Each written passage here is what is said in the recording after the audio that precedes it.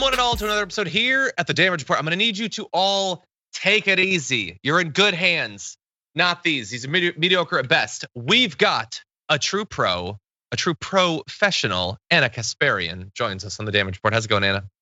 What? Pretty good. It's going pretty well, feeling myself, looking forward to the show. Nice. We're looking forward to it too. If people, I am sure that longtime viewers of either this show or of the network could fill in all the blanks by themselves. If I could, I would have Anna on literally every week, but I can't. She's got too much to do. So it is always a special treat when Anna is able to join us. I always look forward to these shows. So thank you, Anna, for being here. Thank you, John. And to be fair, doing your show gives me a good excuse to miss our morning production meeting. So I'm happy to be here. You get to just slide by in this show. Over in Twitch, really chill guys like, who is this lady? Shut up, Jorbo, you know who it is. Anyway. What's up, Jordan? Yeah, he's just joking around.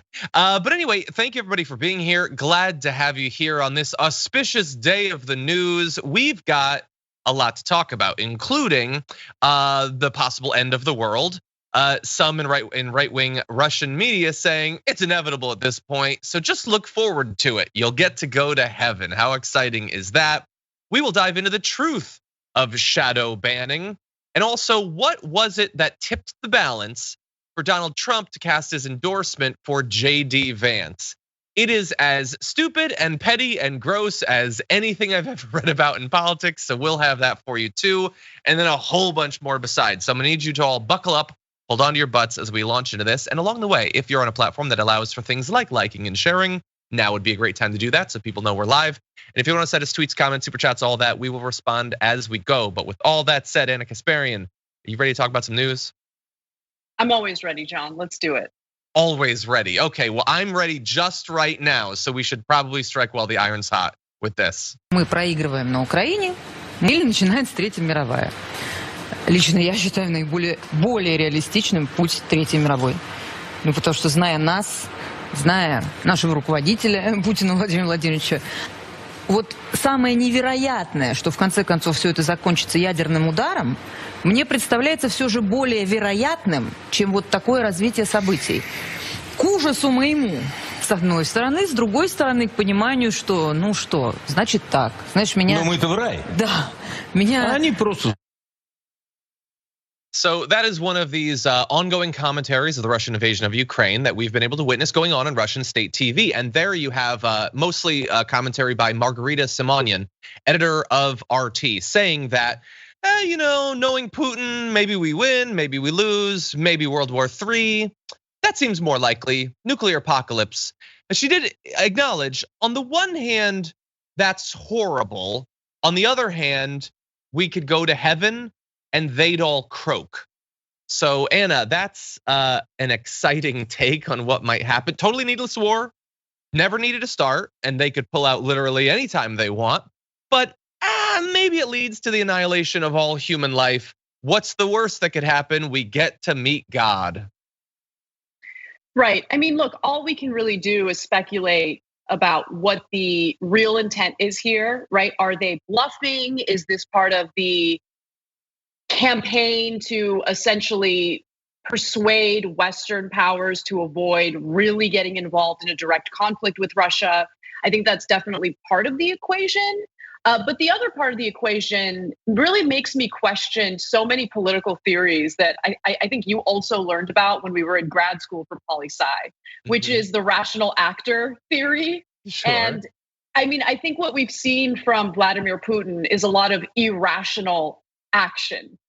Certainly with the decision to invade Ukraine, the inability to garner accurate intel from his own intelligence community, always wanting to hear what he wants to hear and how that has led to all sorts of irrational actions. And so I don't know what to make of this. I mean, obviously there's a part of me that wants to panic because we've seen Putin carry out things that genuinely I didn't think he would carry out. Because again, they're irrational for his own purposes. But at this point, I don't know what to make of that. I don't want to panic, but at the same time, would they use a nuclear weapon? I mean, it's not like there hasn't ever been the use of nuclear weapons in the past. Of course, the United States has used nuclear weapons, so it's not that far-fetched. Yeah, I don't want to freak out either.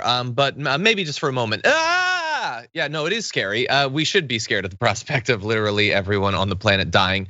It is always weird when people in politics and media don't think that that's a big deal. When Ted Cruz back in 2016 joked about nuking the Middle East, just carpet bombing entire regions of the world. All of this is crazy talk, and no one should be given an ounce of power who believes these things. Now, there is some real world stuff potentially underlying some of these conversations going on in Russian state media. The conversation you just saw and one that we played earlier this week comes after Russia successfully test launched its latest nuclear missile, the Sarmat 2, the Satan 2. Anyway, it can strike anywhere on Earth, and Putin at least says that it can't be stopped by any current missile defenses. But he also thought that he'd take over Ukraine in 2 or 3 days, so who knows what's true. Anyway, he warned just yesterday that if any other country intervenes in Ukraine, Russia will spawn with, quote, instruments nobody else can boast of, and we will use them if we have to. And he has been repeatedly from the beginning, occasionally referencing nuclear weapons, using the N word, as Donald Trump says. Now, this could be a strategy, of course, Anna. It could be that the only thing they can realistically do to stop the flow of aid in money, weapons, material, stuff like that, is to make people terrified that it could result in nuclear annihilation. So he makes his comments, and he has 100% control over literally everything every person in that video says or does at pain of death. So it could just be a coordinated strategy to try to scare us, but it is also objectively scary, so we have to balance those things. You're exactly right. I mean, that's exactly how I feel about this whole situation. I do think that this is all the nuclear weapons talk serves as a deterrent. And to be fair, there are certain things that the US government has refused to do because of the fact that Russia has nuclear weapons. So these nuclear weapons do in fact serve as a deterrent. But what I've been very curious about is how does the United States determine how far they can go before Russia considers the United States engaging in a direct conflict with, its government? And it's just question. Interesting. Yeah, because I mean, look, there's a story out today indicating that President Joe Biden is going to solicit $30 billion for Ukrainian aid from Congress. And I have a lot of mixed feelings about that. Of course, I feel terrible for the people of Ukraine, but I just see how easily the government just, shells out the cash for a different country that's dealing with an invasion. And, got a lot of people in this country that are suffering and struggling. So I just want to draw a little bit of attention to that. But how does Vladimir Putin see all of this weaponry flow into Ukraine from the United States defense industry and think like, oh no, they haven't crossed the line yet. They're not engaging in this war. Of course we are. It's not the same as implementing a no-fly zone, which would mean that we would be in a direct military conflict. But we're offering a lot of assistance to Ukraine. And I think the rhetoric that we're seeing from Russian state TV is meant to deter that behavior from continuing. Look, we've all had to try to learn where those lines are drawn as we watch this conflict unfold over 2 months now at this point. For me, I would have guessed that literally sending over hundreds of armored vehicles, that seems like you're pretty involved, but I guess that doesn't cross the line. I don't know. Not even training them on the weapons, but outside of Ukraine. So if you take them over a national border, which is just imaginary, and you train them, that's not involved. If we send in the US troops to Ukraine to train them, that is involved. It's a weird thing. And so I think they're all trying to figure it out because look, as much as Russian state media is being paid to convince you like Putin's a crazy guy, you don't know what he could do. He can nuke you all like in a minute. Putin also probably doesn't want to be killed in a nuclear strike, a retaliatory strike that would instantly come if they did that. So we do have to bear that in mind. That said, it is difficult to predict what he's going to do because he has made some really stupid self-destructive moves as of late. So bear all that in mind. Really fast though, I want to give you an idea of, we play occasional clips like we did today. There's a lot of other commentary going on. So on The Evening with Vladimir Solovyov, which I catch every evening, he lamented the West's refusal to heed the Kremlin's current warning, saying if they decide to support Ukraine, even though Russia's foreign minister Sergei Lavrov told them this could lead to World War III, nothing will stop them. they've decided to play it big. These are the bastards with no morals. Well, it's easy to throw stones, but your soldiers are executing, prisoners. So, there's some immorality going on all sides. They talked about striking the UK, so destroy the centers where they're loading the arms so they can't be sent. That's pretty direct. That wasn't enough for the deputy dean of world politics at Moscow State University, who said, well, if we're gonna strike the West, then we need to strike Washington. We need to bomb Washington to stop them from sending these weapons. And during this, I guess, I don't know, to get the viewers hot or whatever, they just showed constant close-up photographs of dead Ukrainian servicemen. Because if you show enough photos of dead Ukrainian servicemen, then you can perhaps confuse people in Russia so that they don't realize that you've already lost over 15,000 soldiers. So I guess that's the strategy, Anna. Right. I mean, showing the dead Ukrainians is meant to deceive the public into thinking that the war is going really, really well for Russia and that Vladimir Putin isn't an incredibly incompetent authoritarian leader who has done all sorts of things that have not worked out the way he planned. I mean, he genuinely thought that they would invade Ukraine and the war would be over within a few days, that Vladimir Zelensky would just hand over the country to Vladimir Putin. It didn't play out that way. But the problem is the people of Russia aren't getting that information. There are some people who are smart enough to, let's say, download a VPN to access information that's been blocked by the Russian state. But for the most part, the public has been deceived into thinking that this was a worthy war, that Russia is not the aggressor here, that Ukrainians are the aggressors. It's pretty incredible how effective this propaganda campaign has been. Yeah. Well, they have a lot of control.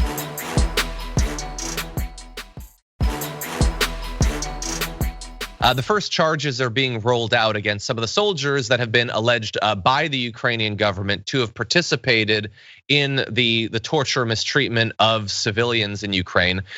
Just earlier today, actually, criminal charges came out against 10 Russian soldiers that are said to have been involved in the torture of civilians, specifically in what happened in Bucha. Now we know that there were massacres and there was things like this in a lot of different places, but that's what we have so far.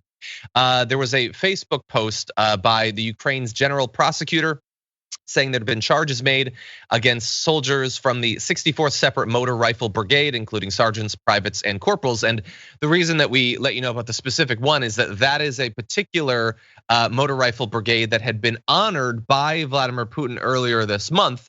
He gave them the honorary title of Guards for Mass Heroism. Now she is saying that is proof that Vladimir Putin knew what they were doing, or at the very least approves of what they were doing. Putin and the Russian government says, no. They have been lied about, these soldiers. They didn't do any of these things. They didn't, like handcuff people and then shoot them in the back of the head or anything like that. They didn't literally rob them as they fled the area and all that. And thus they need to be honored because they've been the targets of foreign propaganda. I can't say for sure which it is, Anna. I have suspicions, but what do you think?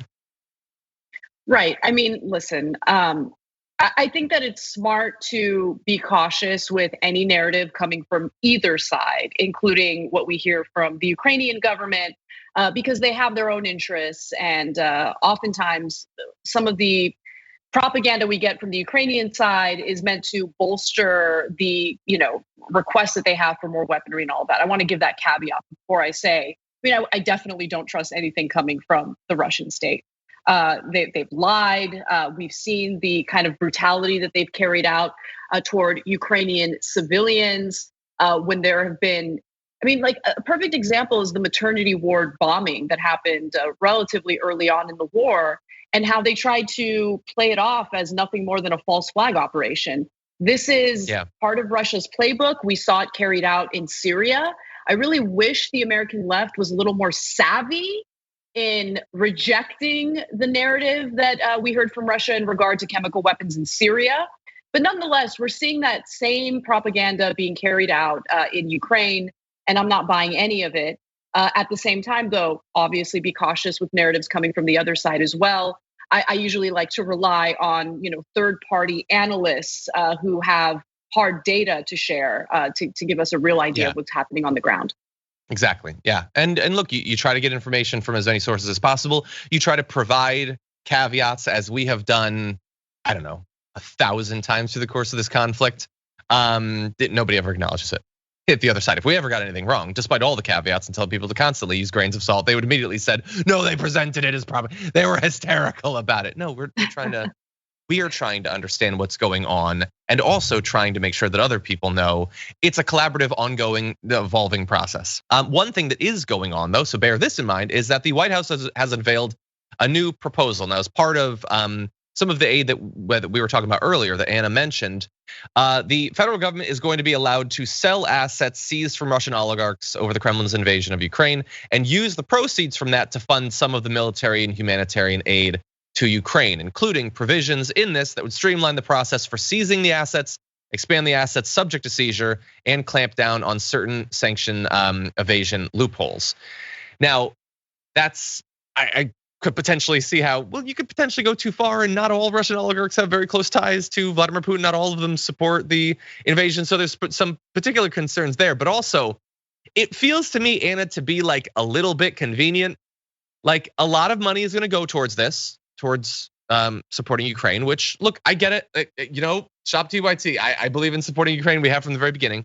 But it also, this feels to me like, oh, well, so don't even worry about it. Like we're paying for it by selling the assets, but are you? What percentage of that is it gonna pay for? I'm not even saying you have to. I believe that if there's a good thing that the government should be spending money on, my first concern is not, oh God, how are we gonna pay for it? That is generally used by people opportunistically to stop things from being done.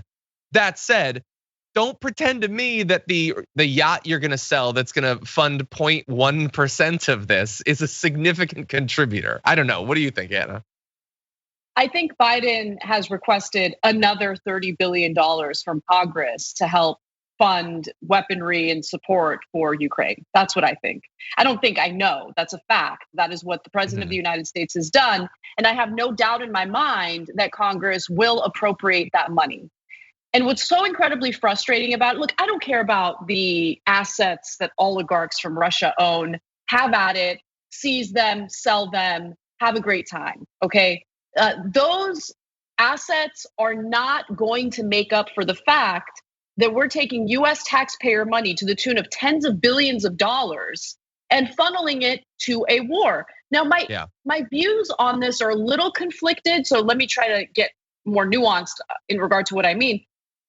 We promised to provide security for Ukraine when they agreed to give up their nuclear weapons. So the United States has a commitment to Ukraine. I think that commitment is important because if we don't carry out that commitment, it messages to the rest of the world that if you agree to give up your nuclear arsenal and the United States promises to provide security in exchange, you can't trust the United States, keep your nuclear weapons. And to be sure, through this war, what Ukraine and the rest of the world has really come to understand is you should have nuclear weapons. It serves as a deterrent. And I don't like that message. I would like to see nuclear disarmament. With that said, though, I'm not going to pretend as if this crisis is not being used as another profit-making avenue for defense contractors. Yeah. So pointing to the sale of Russian oligarch assets as a way of helping to pay for this is ridiculous. It's a drop in the bucket.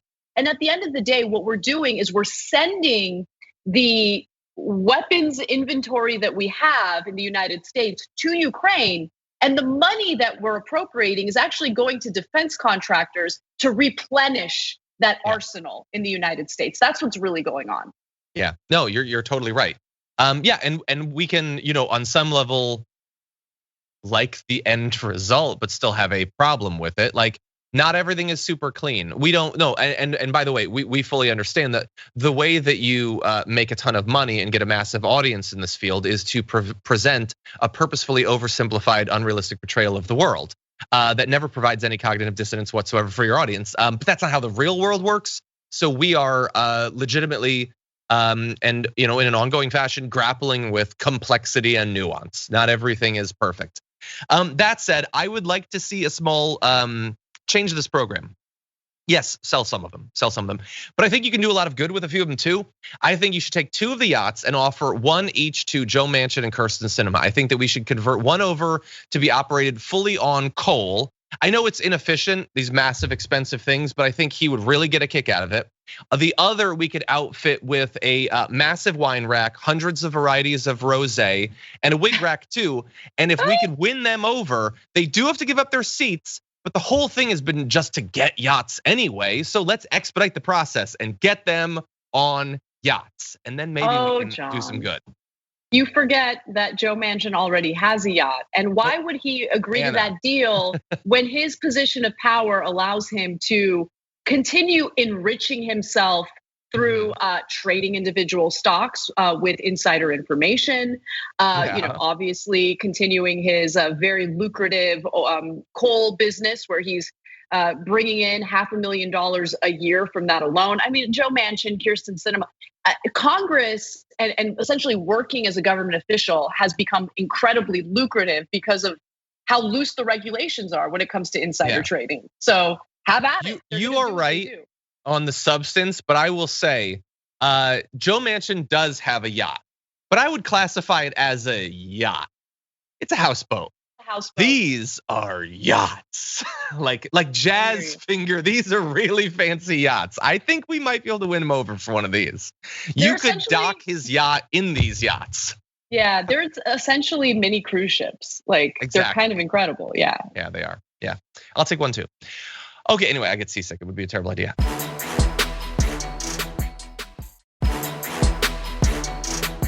Everybody is asking about Charlie constantly. I'm sure at some point during the show, you guys will probably hear him bark because he doesn't usually bark until I'm doing the show from home. Then he barks. Yeah. He just wants to have his voice be heard. Don't censor him, okay? Do you not get the shifting winds? Elon Musk is not going to stand for that anymore. Anyway, with that said, he does. Free speech for dogs. Okay, with that said, we're gonna jump into some news. Let's take a look at this. In just 2 days, Donald Trump Jr., magically, he got 200,000 new followers. It's roughly 2,000% increase daily. Wow. It's almost as if Twitter employees lifted a broad anti-conservative, anti-Trump shadow ban, which we all knew was taking place anyway, in an effort to cover their tracks before the new boss takes over. Now, Twitter claims that there's nothing nefarious at play here, but they've said that all before. Yes, they have said that before, and we're gonna actually show you the evidence for why they said that before. But we need to jump into this because Sean Hannity is doing there what several Republicans, including Don Jr., have been doing throughout this week. So Elon Musk buys Twitter, implying that if this actually goes through, and there's no reason to assume that it will, because Elon Musk is one of the biggest, most prolific liars in the country, that it is going to become a right-wing hellhole. And so right-wingers, plausibly and presumably, are now signing up for it. They've been told this is now a place that's gonna be for you. But Sean Hannity, Don Jr., and others have to imply, well, no, it couldn't possibly be that new people are signing up and they happen to be right wingers. This has to be the result of Twitter finally getting rid of their shadow ban that has never been demonstrated. In fact, we'll show you the evidence that goes in the opposite direction. And that is what? Instantly producing new followers for them. There's no argument being made here except an argument about how they think about the world. They will never accept that Twitter was not biased against them. They have to believe that because it is incredibly popular for them to present themselves as victims. They want to believe that they are simultaneously always right, always powerful, always strong, and always victimized by literally everyone. And so they are projecting their fears that if Elon Musk does take over, he's not going to be able to demonstrate any sort of shadow banning because it doesn't exist. So what they're doing is having their cake before it's even been made. He isn't even in control, and they already get to imply that no matter what happens, the fact that new people have come on is proof that the shadow banning existed. So if Elon does take over, and if no evidence of shadow banning is ever presented, they've already gotten everything out of this that they want to, Anna, and it is utterly pathetic. I thought shadow banning meant that you still have an account, but your tweets just don't show up in people's feeds. So I have no idea. It means whatever it needs to at any given moment, Anna. Listen, This is such a bubble because normal people, the vast majority of people who live in this country and live in this world, aren't even active on Twitter. So I just like these conversations about like, ooh, shadow bans and follower counts and whatever. It doesn't resonate with normal people. Okay, normal people don't care. I barely even care. So when the announcement was made this week, bunch of people on the left, prominent leftists, all they lost a bunch of followers, right? People on the broader left, Democrats like Obama, for instance, lost 300,000 followers, which seems excessive, right? It makes me question what's really going on. But my point is, at the end of the day, who cares? Who cares? Who cares? Who cares? Who cares? I understand that. Yeah, but I do think that this is because we have at least like one like troll in there that's like who's like, oh, is that why lefties lost people? No, but hold on, you're not even making an argument. So you believe that Twitter got rid of a shadow ban that again was about the algorithm. It was never about followers up until literally this week anyway. Right. That magically produced new followers for the right, and somehow what? Because the shadow ban is gone, leftists stopped following people that they followed previously. You don't even understand what argument you're making. Occam's razor. The simplest explanation is Twitter is now perceived by a lot of Americans as a right-wing thing. It's not even reasonable to assume that because Elon Musk does not control it yet. But if that perception is out there, it is plausible that some right-wingers who had been avoiding Twitter have now signed up. It's also, by the way, been in the news a ton for the last week. That could generate new attention. And some centrists and lefties now think, well, if this is gonna be a right-wing place, peace out, I'm gone. And they might well come back, but they easily could have left for at least a period.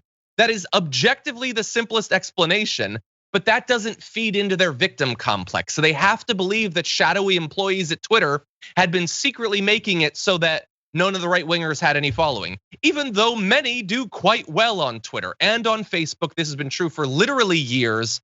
They have to ignore all of that because again, they have to have that dichotomy where they're the best, the most popular, everyone agrees with them, everyone loves them, and also we've been so like hampered. We've been so tied down in every way. We're the big victims. They have to have it both ways because all of politics is about emotions. It's about making them feel better about themselves. Oh, I mean, look, the right wing engages in the oppression Olympics better than any other group, including people who are actually oppressed, the very people that they fight to oppress, the very people who apparently don't have their free speech rights at all, valued or defended by the right wing. People like the transgender community who aren't even able to identify the way that they actually identify as people. But just putting that all aside, I just look at the right wing and it's a nonstop whine fest. And if they could just understand how much power they have, and look, to be frank, they do understand the power they have. It's not a surprise that Ben Shapiro is on the top 10 Facebook trending list multiple times on any given day.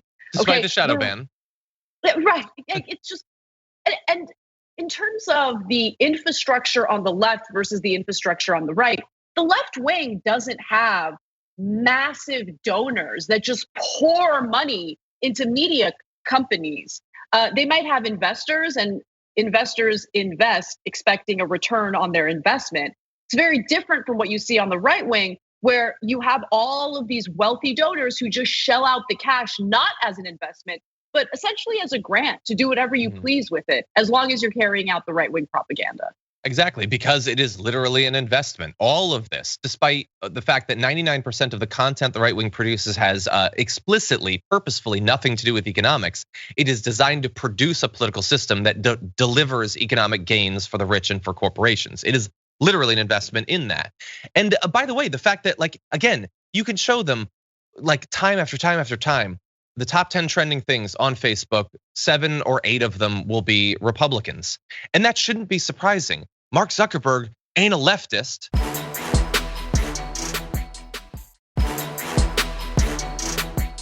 But Twitter has already demonstrated that the bias has produced outsized gains for right wingers, and not just in the United States. If we jump ahead to this chart, you can see that across many different countries, there is an amplifying effect in the algorithm for right wingers. It's a little bit, you can see that it's, I don't know, 10, 20% positive for the right in the US and actually negative for Democrats in the US. But that's a relatively small effect compared to in some countries like Spain, Canada, and Germany. In some countries, by the way, like in Japan, all political content seems to be spread less readily. So the actual evidence shows, and this is not, hey, here's a piece of code in the algorithm that you can extrapolate. I mean, no, this is literally what happened with the tweets. No right winger will dispute this because they don't care about the actual evidence. They care about their victim complex. But there's another reason why right wing stuff tends to do well on places like Facebook, because it ain't about politics fundamentally. It is designed to be easily digestible stuff that plays into the most base primal negative emotions that people have. It produces an easy sugar high of feeling morally and genetically superior to everyone else in the world. It is implicitly made to stimulate feelings of superiority, anger, suspicion, all of that. So people spread it, they share it because they like that stuff. That's why it does well. Ben Shapiro is not going viral on Facebook for articles about the top marginal tax rate, okay? They're not interested in that. They're not covering what's going on. There's no foreign policy news or anything like that. It's all, here's a gay teacher from Indiana. Don't you feel like, aren't you worried about him possibly taking your kids from you or something? That's all they do. And so it's no wonder that it spreads. A lot of people are really small-minded and hateful and they gobble that stuff up. Yeah, that's a really great way of putting it. I also think that there's one thing that the right wing has that the left wing does not have, and that's a unified message.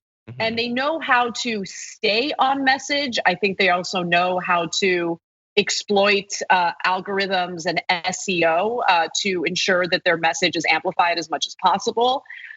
On the left, I just think it's completely different, where there's just this weird infighting that we can't shake.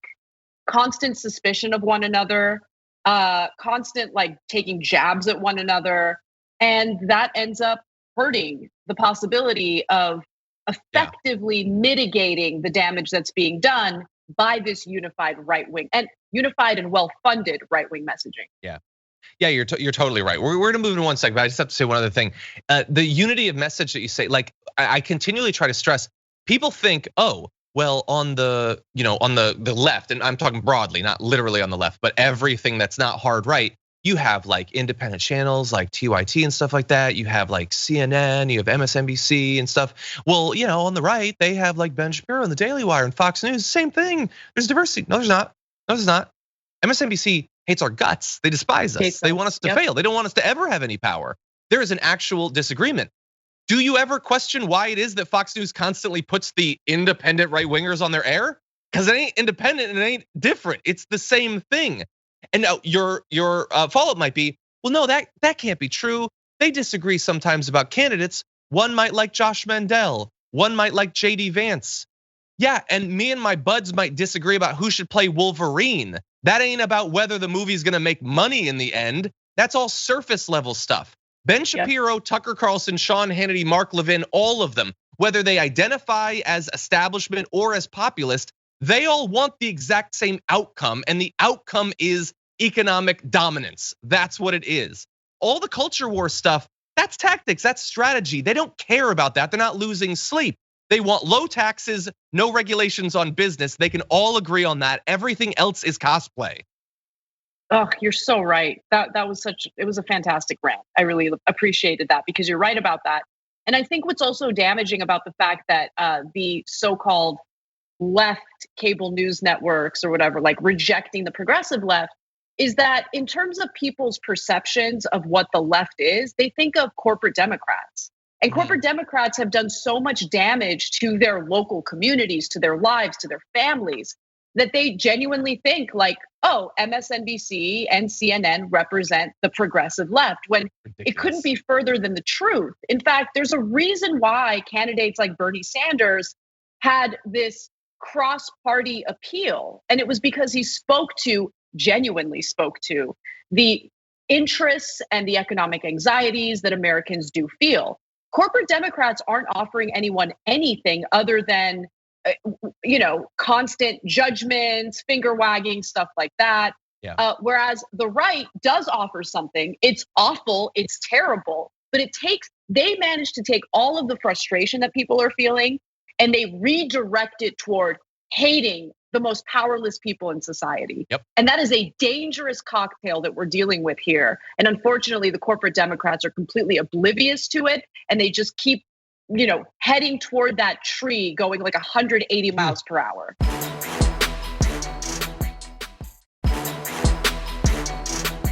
Okay, very briefly, let's touch on this just because it's so weird.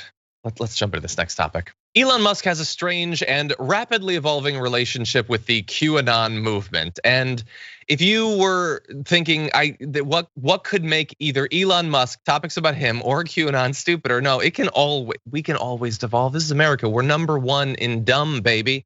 So the concerns about the accessibility on social media for people like in QAnon and all that has been one of the areas where Twitter has sometimes gotten rid of accounts. Now, there are still many people discussing QAnon on there, including people with large follower accounts. But one of the beliefs amongst those in the QAnon community is that with him coming in, Elon Musk potentially taking control, this will now be a renaissance for them.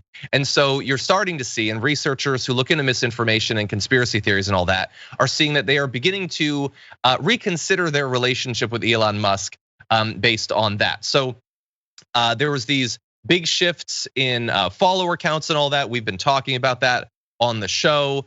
Now, though, they're delving into specifics with Elon Musk. So yeah, you're seeing there's a lot of things happening, and that then produces, well, what might else happen? This might be a totally changed Twitter. So they're looking into things that Elon Musk has said, the QAnoners. So for instance, he sent out this tweet about Truth Social currently being Twitter and TikTok on the Apple Store, which is admittedly a weird thing to send out after you've bought for $44 billion. You're now saying, well, it's worse than Truth Social, which literally doesn't have anyone on it. And so you can take a look at this. This is the Patriot Voice, which is taking a look at the different Truth Social related tweets that Elon Musk has sent out and figuring out that based on the timestamps, there's about 17 minutes between the tweets. One of the tweets was 17 words long. It always comes out to 17. How many coincidences until it's mathematically impossible? Well, when you're picking and choosing which of those coincidences to even identify, you can really take control of that yourself. But anyway, many of them have now landed on this, the 17-minute thing. You can see Julian's rum there with it. And the interesting thing about this, about them trying to apply their numerology to Elon Musk tweets is, up until recently, you might have known this, but the QAnon movement did not like Elon Musk. They didn't trust him in part because he had been pictured with Ghislaine Maxwell. And remember, they're supposed to care about child predation and all that. This photo, by the way, which Ken Klippenstein has done a great job of constantly replying to Elon Musk with, is real out there. And Elon Musk is a well-connected billionaire, which they're supposed to be really suspicious of. But he might allow them to come back onto Twitter, Anna. And so they're starting to change all that. Sure, you may have hung out with Ghislaine Maxwell, but if I can get my tweets back, I'm willing to forgive and forget. What do you think?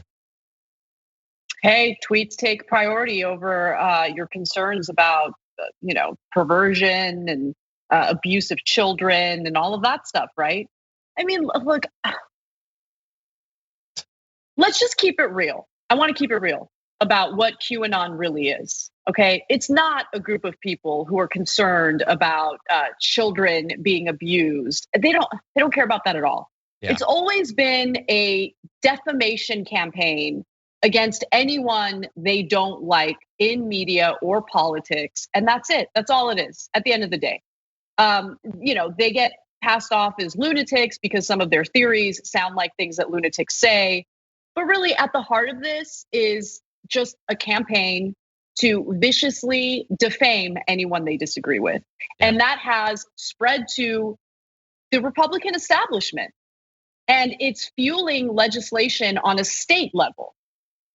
So, we're worried about pedophilia, we're worried about grooming, we're worried about sex abuse, so we're going to censor teachers. Mm-hmm. We're going to ban critical race theory. We're gonna ban certain math books. That's all this is about. Yeah. 100%. Yeah, and it ties back to what we were saying before about why this stuff spreads. You are producing an ongoing feeling of ultimate moral superiority over all these people. Everyone that you disagree with is a literal pedophile. they have sex with, and eat children. You are so much better than them, as better than them as anyone has ever been. That is appealing to some small-minded people. And by the way, I want to thank the audience. Oh, sorry. Sorry, I just have one more thing to say. I mean, if they want to open those floodgates, why doesn't the left engage in that? Anyone we don't like is a pedophile. Why don't we do it? I mean, but let's I don't honestly wanna. think about. Look, I don't really. I'm not interested in defaming people that I disagree with. I think that I can debate them, and I think our ideas are better. Their ideas are not better. So what they engage in is the worst kind of censorship, where they intimidate people by calling them all sorts of unfounded, insane things to scare them from speaking out. That's what they do. That is their bread and butter. That is the worst kind of censorship, by the way. I agree. And so, but my point is, if let's say the left wing did something, I mean, you see this happen in government all the time, where the Democrats will launch an investigation, but then they'll stop at the point where they would actually carry out consequences for the individuals they're investigating. And the reason why they won't carry out the consequences is because they're terrified that it will open the floodgates, and then the right wing will do all sorts of, like hoax investigations and carry out insane consequences unfairly. They're always worried about, we're going to open the floodgates. The right wing is going to use our tactics against us. Which the right wing is going to do those sham investigations no matter what. They're already going to do it. But I did want to acknowledge someone in the audience said one of the reasons they focus on 17 is there's biblical like some sort of connotation of victory and stuff like that around 17. And someone else pointed out, like, yeah, there is actually a lot of coincidences of 17s popping up, like 17s in Elon Musk's tweets. All of Matt Gaetz's sexual partners are 17. It really does pop up in a lot of different places.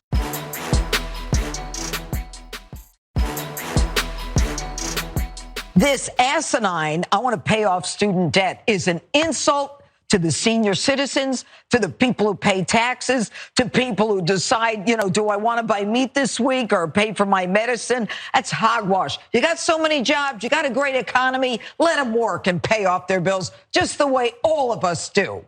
That's the end of it. Greg, you pay your bills on time. You know it. Some of this I pay early. You're very, very yes, prudent. Yeah.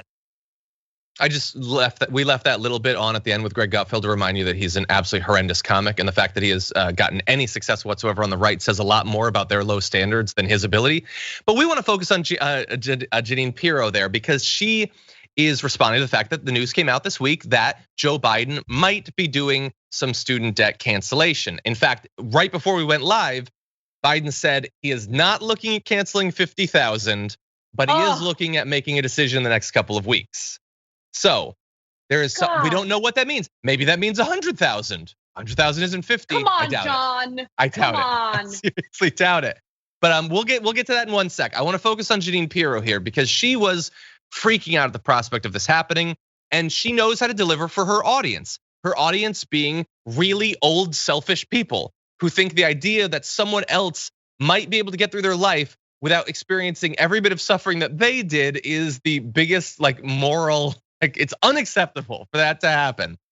Here's what's interesting though about Jeanine Pirro. She thinks you guys should get out there and pay your debt. So if you owe 30, 40, 50,000, that's on you. You should pay that. You get a job. If you didn't want to pay for it, you shouldn't have gotten the debt in the first place. That's for you, not for her. Because when she had debts, she wasn't exactly running to pay them off.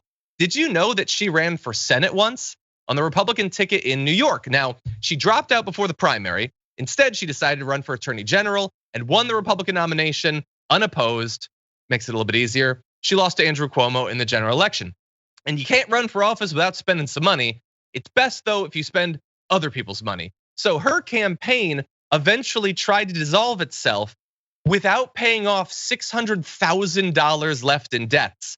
And by the way, when I say that it tried to dissolve itself, it had been years and years and years that they had just refused to pay the debts. And then they tried to just dissolve the whole thing. And the reason that they said they should be allowed to do that is, and this is according to a tweet from 2019 by Dave Leventhal, obviously friend of the show, was they said, well, we don't have to pay the debts. The statute of limitations is passed. But it only passed because you guys refused to pay the debts. So you having $30,000 so that you have an education, so that you could do everything that people tell you you're supposed to do, you have to pay that off. $600,000 owed to a bunch of small businesses that delivered services and products for her campaign. Screw them. Jeanine Pirro doesn't have to pay that off, Anna. It shows you how the right wing is so full of it when they claim that, we don't need a social safety net. You need to pull yourself up by the bootstraps. Pulling yourself up by the bootstraps means getting an education so you can get a decent job and make decent money. But that requires you to take out an insane amount of loans that no person could pay off while they're in school. Like the right wing loves to say, well, I was working while I was going to college and I was able to pay for my books and my tuition. Yeah, we live in a different world now. Yeah. And if you look at the cost of tuition and fees, I mean, even if you compare it to just plain old inflation, it has outpaced inflation in every other sector of the economy. And then when you have that debt, you are not able to do away with it if you file for bankruptcy, thanks to the bankruptcy bill that, of course, Joe Biden had championed and succeeded in passing. Mm-hmm. And so while they say, well, if you took out the loans, you got to pay for it, they also will turn around and say that Donald Trump is a smart businessman because he went bankrupt 6 times. And when you go bankrupt as a businessman, you are able to do away with the loans that you owe to various lenders. So people like Donald Trump, smart businessman, students that are drowning in student loan debt when they were just trying to better their lives and pick themselves up by the bootstraps, lazy bums, get a job and shut up. That's what you get from the right wing. 100%. You were irresponsible just to want to get an education. Whereas Jeanine Pirro was responsible, producing campaign ads, buying a couple $100,000 worth of Cabernet. These are necessary expenses, but you are being irresponsible. Anyway, earlier this month, she said to people, if you can't pay them, that's your problem. $600,000 in debt is your problem, actually. But anyway, she's not the only one that's freaking out. The prospect that the government might actually help you out instead of them. Mitt Romney tweeted, desperate polls call for desperate measures. Dems consider forgiving trillions in student loans, other bribe suggestions, forgive auto loans, forgive credit card debt, forgive mortgages, and put a wealth tax on the super rich to pay for it all. What could possibly go wrong? And I think a lot of people responded the way Ken Klippenstein responded. Great point, Senator. Let's do it. Yeah, I think that sounds actually pretty good. By the way, like the idea of like a debt jubilee is not a new thing, and it's got religious connotations. How is he unfamiliar with this? But anyway, other people clown on him too. You got Devin Nunes's cow saying, you have a car elevator. You don't get to opine on this. And then Representative Jim Jordan tweeted, canceling student loan debt is stupid. But yeah, why would he care? Why would he care, Anna? Right, and look, the other thing I just want to quickly draw attention to is the fact that these are people who have gotten incredibly rich from taking positions that help enrich themselves. So, they're disconnected from reality because for Jeanine Pirro, it's like, yeah, just get hired by some right-wing rag where right-wing donors will funnel money right straight to your pockets as long as you say exactly what they want you to say. And then you'll be able to pay off your student loans. What's the problem? What's the problem? Just get elected into Congress so you can use insider information to trade individual stocks and outperform the stock market. What's the problem? That's what they're really thinking. Exactly. So if you're watching as a conservative, those are rich ass people telling you that you should never receive any relief for your debt. But have fun watching their show. Really in your best interest. Anyway, if you're watching on a linear platform or listening on the podcast, thank you for joining us. If you're on the members app, Twitch, YouTube, a bunch of other places, though, we do have more news to get to. So we're gonna take a quick couple-minute break, but don't go anywhere because Anna Kasparian and I will be back after this. Ray Turner sent in a super chat to say, just back from the post office, John, Dragon Daddy Thai airmailed, hope you like it. Also, hi, Anna, love seeing you and John presenting. John, we have good rapport. We do. People are saying Anna and John, they have the best rapport. Yeah. Massive dumps of rapport. Big rapport, huge. Varden says, TYT has a baller army, but John, you have what seems like countless dragons that rally to you. well, we need an army. That's the infantry. We need the dragons, which are the Air Force. JR needs to start like the Navy. I don't know what that would be. Maybe some sort of tortoise. I like big turtles, and I cannot lie. Bendo says, John, you're a stud muffin. Love the Dragon Squad. Oh geez. Thank you.